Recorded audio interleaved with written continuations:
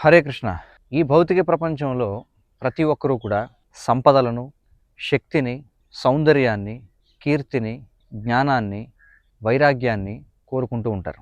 అందరూ వీటి కోసం తీవ్రమైనటువంటి కృషి చేస్తూ ఉంటారు. కానీ ఎంత తీవ్రమైనటువంటి కృషి చేసినా అందరికీ ఇవి లభ్యం కావు. ఇప్పుడు మనం చెప్పుకున్నటువంటి ఈ 6 విభూతులను శ్రీ అని సంబోధన చేయవచ్చు. శ్రీకృష్ణుడు అని అంటాం. శ్రీకృష్ణుడు అంటే ఈ 6 ఐశ్వర్యాలు కృష్ణుడి చుట్టూ పరిగెడుతూ ఉంటాయి. కృష్ణ అనేటువంటి పదానికి సర్వాకర్షకుడు అని అర్థం. మనం ఈ 6 ఐశ్వర్యాల చుట్టూ పరిగెడుతూ ఉంటే ఇవన్నీ శ్రీకృష్ణుడికి ఆకర్షితమవుతూ ఉంటాయి సహజంగా. ఎందుకంటే కృష్ణుడు అంటేనే సర్వాకర్షకుడు అని అర్థం. మనం ఒకవేళ వీటిని పొందిన అవి మన వద్ద ఎల్లకాలం పాటు నిలిచి ఉండవు. అవి మన వద్ద తరిగిపోతూ ఉంటాయి కానీ అవి పెరగవు. కానీ శ్రీకృష్ణుడు ఆయన భగవానుడు. అంటే ఈ 6 ఐశ్వర్యాలను ఆయన ఆకర్షించడం మాత్రమే కాదు, వాటిని ఎల్లప్పుడూ కూడా తన యందు ఉంచుకుంటాడు. వ్యాసదేవుల వారి తండ్రి అయినటువంటి పరాశరుడు భగవాన్ అనేటువంటి పదానికి విష్ణు పురాణంలో ఈ విధంగా నిర్వచనం చెప్తారు. ఐశ్వర్యస్య సమగ్రస్య వీర్యస్య యశశ్రియ జ్ఞాన వైరాగ్యయోశ్చైవ షణ్ణాం భగయితింగణ అని అంటారు.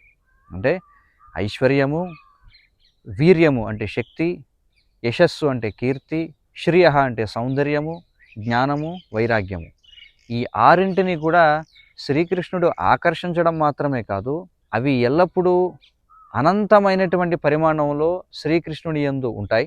అనంతమైన పరిమాణంలో శ్రీకృష్ణుని యందు ఉండడమే కాదు, అవి ఎల్లప్పుడూ కూడా ఇంకా వర్ధిల్లుతూ ఉంటాయి.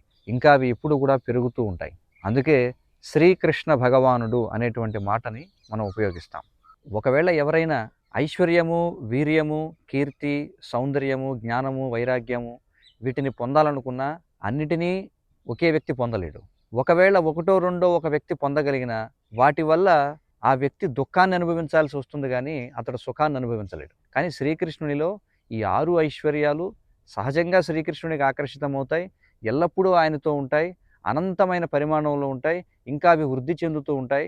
అవి శ్రీకృష్ణునికి అనంతమైనటువంటి ఆనందాన్ని ఇస్తూ ఉంటాయి. మరి మనం కూడా వాటిని పంచుకోవాలంటే మనం కృష్ణుడి నుండి విడిగా వాటిని పంచుకోలేం. మనం శ్రీకృష్ణుడికి సేవ చేయడం ద్వారా, ఆయనతో సంబంధాన్ని ఏర్పాటు చేసుకోవడం వల్ల ఆయన పొందేటువంటి అనంతమైన ఆనందాన్ని మనం కూడా తగిన పరిమాణంలో మనం పంచుకోవచ్చు. సంపూర్ణ సమాచారం కోసం దేవాది దేవుడు శ్రీకృష్ణ భగవానుడు అనే ఈ గ్రంథాన్ని చదవండి. హరే కృష్ణ.